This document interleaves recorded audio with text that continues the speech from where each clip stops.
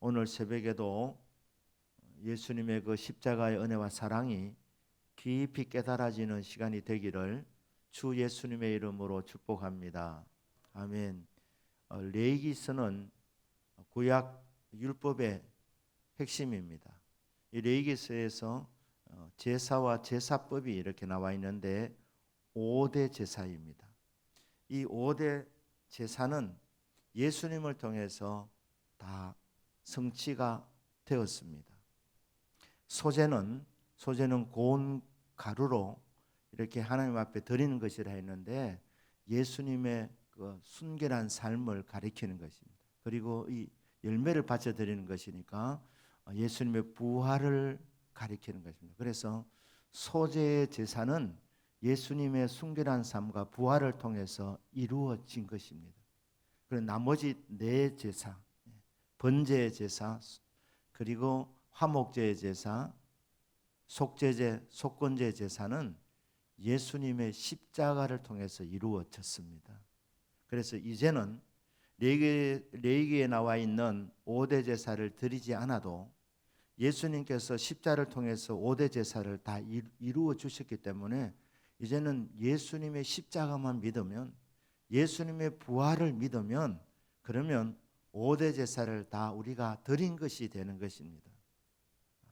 그래서 히브리서 기자의 말씀 빌려면 구약은, 레위기는 그림자이고 예수님의 십자가 부활은 실체입니다. 그래서 오늘도 이 속죄제 제사를 통해서 예수님의 십자가의 은혜를 깨닫는 새벽이 되기를 주 예수님의 이름으로 축복합니다. 아멘. 속죄제 제사를 드릴 때에 네 종류의 사람들로 이렇게 나누어 가지고 속죄 제사를 조금씩 차이가 있게 했습니다. 먼저 제사장이 죄를 범했을 때, 여러분 제사장도 죄가 있습니다. 백성들의 죄를 위해서 중보 기도해 주고 제사를 드리는 제사장도, 영적 지도자에게도 죄가 있다는 것입니다. 오늘 우리가 선택한 이 본문은 이스라엘 회중 전체를 위한 속죄 제사를 말합니다. 그 다음에는 족장들, 지도자들이 죄가 깨달아졌을 때 올리는 제사, 그 다음에 평민들이, 일반 백성들이 죄를 깨달았을 때 이렇게 속죄 제사를 드려야 된다, 이렇게 규정이 되어져 있습니다. 무슨 말입니까? 모든 사람은 다 죄인이라는 것입니다. 지위의 고하를 막론하고 모든 사람은 다 죄인입니다. 그리고 속죄 제사를 우리가 말씀을 보면서 먼저 생각할 것은 이것은, 속죄 제사는 구원받기 위해서 드리는 것이 아니라 하나님의 백성은 이미 구원을 받았습니다. 구원을 받은 하나님의 백성들이 하나님과 교제의 회복을 위해서 드리는 제사입니다. 죄를 지으면 하나님과의 교제가 끊어집니다. 영교가 단절이 됩니다. 그래서 하나님의 백성이 죄를 짓고 죄가 깨달아졌을 때에 그때 죄를 인정하고 자백하는 것이 바로 속죄의 제사입니다. 하나님 백성이라 해도 죄가 있다 이 말입니다. 죄가 없다고 말하면 거짓말장이라고 그렇게 말합니다. 하지만 만일 우리가 우리 죄를 자백하면 그는 미쁘시고 의로우사 우리 모든 죄를 사하시며 모든 불의의 소리를 깨끗하게 씻어 주시고 깨끗하게 만들어 주십니다. 자, 그러면 오늘 이제 본문 13절부터 보면 만일 이랬어요. 만일, 자, 이스라엘 온 회중이 죄를 짓는데 내가 죄를 지었구나 깨달음이 올 때, 그때 속죄 제사를 드려야 합니다. 깨달아지는 것이 은혜입니다. 죄인인 줄 아는 것이 은혜입니다. 죄인인 줄 모르면 함부로 말하고 냄새를 피웁니다. 하지만 영적으로 깨어 있는 사람은 잘못할 때 이거 잘못했구나, 이게 즉각 깨달음이 오는 것입니다. 깨달음이 은혜의 시작입니다. 은혜의 시작. 아니면 자기 잘난 줄 압니다. 그래서 이제 깨달아지면 어떻게 해야 되느냐? 짐승을 잡아서 그것을 회막 문 앞 여호와 앞에 갖고 와야 된다. 여러분, 제 문제는, 인생의 문제는 사람이 풀 수 없습니다. 하나님 앞에 갖고 나와야 하는 것입니다. 왜 그렇습니까? 하나님이 해결해 주시기 때문에. 특별히 인간의 제 문제는 스스로 해결이 되지 않습니다. 그래서 죄를 지었을 때, 죄가 깨달아질 때, 그때 우리는 하나님 앞으로 나아가야 되는 것입니다. 하나님 앞으로 나아가야 되는 것입니다. 그러면 이 짐승을 어떻게 하느냐? 짐승이 그 회중의 장로님들이 안수기도를 합니다. 이 뭡니까? 이 짐승과 이스라엘 백성을 동일시하는 것입니다. 동일시. 흠없고 점없는 이 수소를 안수기도함을 통해서 이스라엘 백성과 이 짐승을 동일시하는 것입니다. 죄인으로 여기는 것입니다. 죄를 짊어지는 것입니다. 그리고 안수기도를 통하여서 죄를 이 짐승에게로, 이스라엘 백성 전체의 죄를 이 짐승에게로 죄를 전가시키는 것입니다. 죄를 가져가고, 그리고 하나님의 의가 우리에게 주어지는 시간이 바로 안수할 때입니다. 안수할 때. 하나님이여, 우리들은 죄인들입니다. 죄인들인데 하나님이여, 이 짐승이 우리의 죄를 가져갑니다. 예수님은 아사셀 어린 양이 되셔서 우리의 모든 죄를 짊어지시고 갈보리 언덕에 올라가셨습니다. 그래서 저와 여러분이 다 죄인들이지만 그 모든 죄를 예수님께서 다 짊어지신 줄로 믿습니다. 그리고 거룩한 교환이 일어나게 되는데, 죄 없으신 예수님, 그 예수님의 그 의로우심이 우리에게 전달이 되는 것입니다. 옮겨져 오는 것입니다. 그러니까 십자가에서 우리의 모든 나쁜 것들, 우리의 모든 죄는 다 예수님이 가져가시고, 저주를 주님이 다 가져가시고, 예수님이 가지고 계시는 그 의가 우리에게로 오는 것입니다. 전가된 것입니다. 교환이 일어나게 되는 것입니다.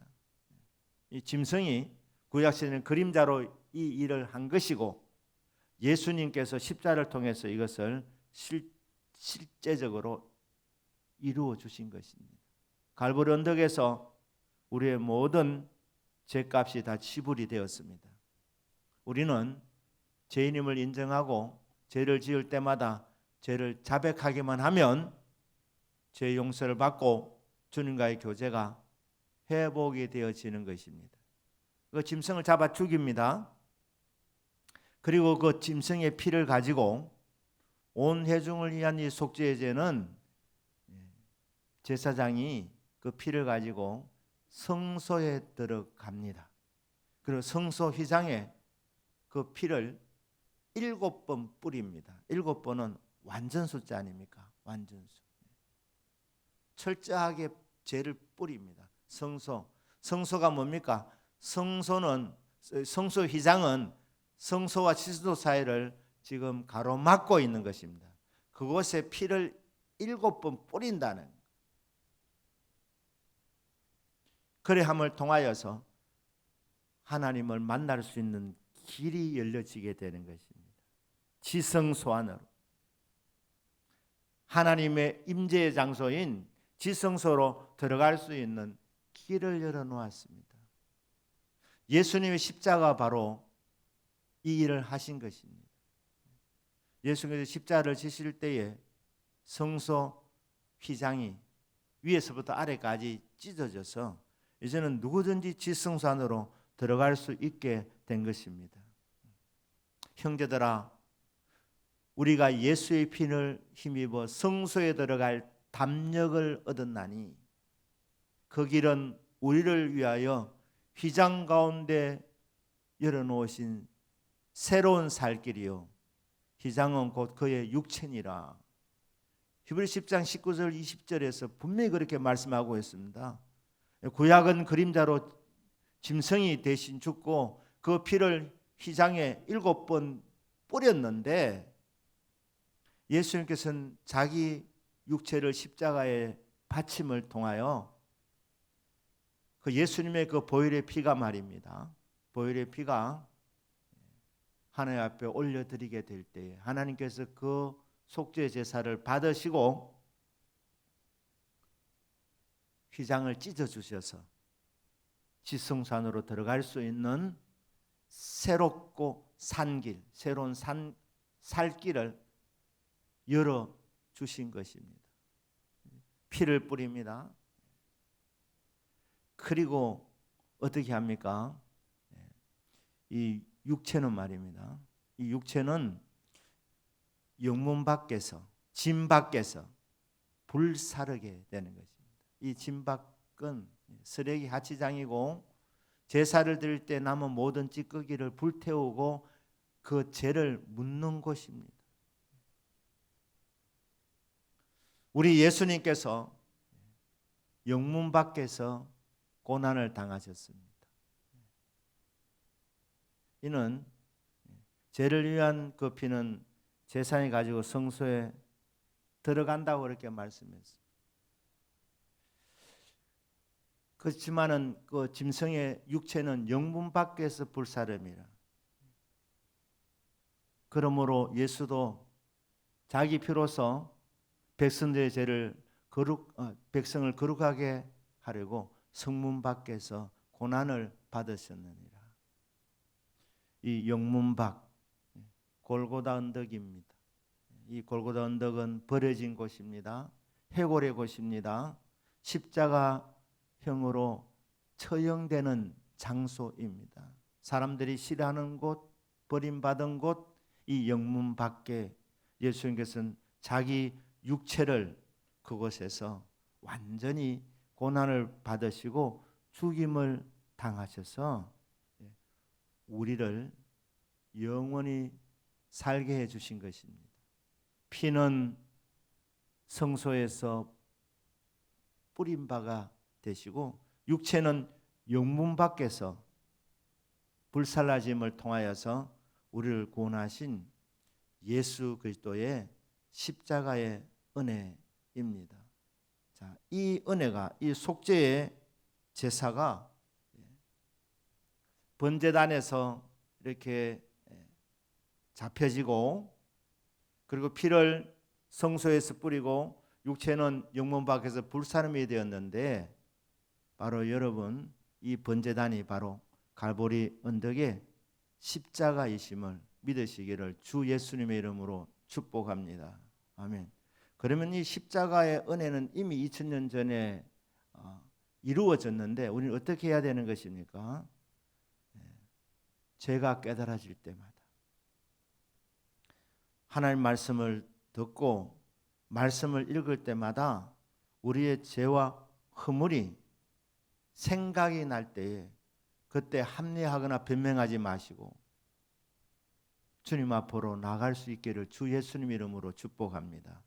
예수님께서 보혈의 피를 통해서 휘장 가운데 뿌려진 그 피를 통해서 갈보리 언덕에서 흘리신 피를 통해서 성소와 지성소 사이를 가로막았던 휘장을 찢어주셔서 이제는 누구나 긍휼하심을 받고 때를 따라 돕는 은혜를 얻기 위해서 은혜의 보좌 앞으로 담대히 나아갈 수 있는 길을 우리 예수님께서 자신의 육체를 십자가에서 못 박도록 내어줌을 통해서 길을 열어주신 것입니다. 그래서 우리는 십자가 공로를 믿고 제가 기억이 날 때마다 십자가 공로를 믿고 은혜 보좌 앞에 나아가서 하나님 앞에서 주여 죄인이로소이다. 불쌍히 여겨 주십시오. 그렇게 하면 우리 예수님의 은혜가 우리 가운데 충만하게 임하는 줄로 믿습니다. 그런데 이 속죄 제사를 드릴 때에 또 한 가지 한 것이 있는데 그게 뭐냐면은 피를 7번 휘장에 뿌리고 그리고 이 성소 안에 있는 향단이 있습니다. 향단에 그 뿔 동서남북 거기에 상징하는 그 뿔 네 군데에다가 이 피를 또 바릅니다. 이 향단은 기도입니다. 뿔은 능력을 상징합니다. 향단은 기도의 처소입니다. 여러분 죄를 지으면 주님과의 교제가 단절된다고 말씀드렸습니다. 죄를 지으면 기도가 잘 되지 않습니다. 또 기도해도 하나님께서 응답하지 않으십니다. 네 손에 피가 묻어 있는데 아무리 어려워도 내가 너를 도와주지 않는다 그렇게 말씀합니다. 그래서 이 기도의 장소인 이 향단을 이 짐승의 피를 묻혀서 이 죄는 말입니다. 하나님과의 교제에 단절이 오기 때문에 그리고 죄는 오염시키기 때문에 이 기도의 이 거룩한 장소도 오염되어 있기 때문에 예수님의 피가 이 오염된 장소를 정결하게 해서 하나님과 만날 수 있는 이 길이 열려지게 되는 것입니다. 회개하면 여러분 기도의 문이 활짝 열려짐을 믿으시기를 바랍니다. 하나님과의 교제가 깊어지게 되는 것입니다. 그래서 때를 따라 돕는 은혜를 힘입기 위해서 우리는 예수 그리스도의 보혈의 피를 의지해야 되는 것입니다. 주님이 열어놓으신 길입니다. 그래서 기도의 회복입니다. 오늘 이 새벽에도 예수님의 십자가의 공로를 통해서 하나님 열어놓으신 그 길을 통해서 지성소 안으로 주님 만나는 그런 복된 시간이 되기를 바라고 그 주님 만나서 주님과 기도의 이 시간 속에서 주님과 대화가 일어나게 되고 주님의 응답이 임하는 이런 복이 있기를 주 예수님의 이름으로 축복합니다. 그렇습니다. 때를 따라 돕는 은혜를 얻기 위해서 주님이 십자가를 통해서 열어놓으신 그 길을 통해서 기도하고 주님 만나서 주님 주신 은혜와 사랑을 충만하게 경험하는 저와 여러분의 믿음이 되기를 주 예수님의 이름으로 축복합니다. 아멘. 기도하겠습니다.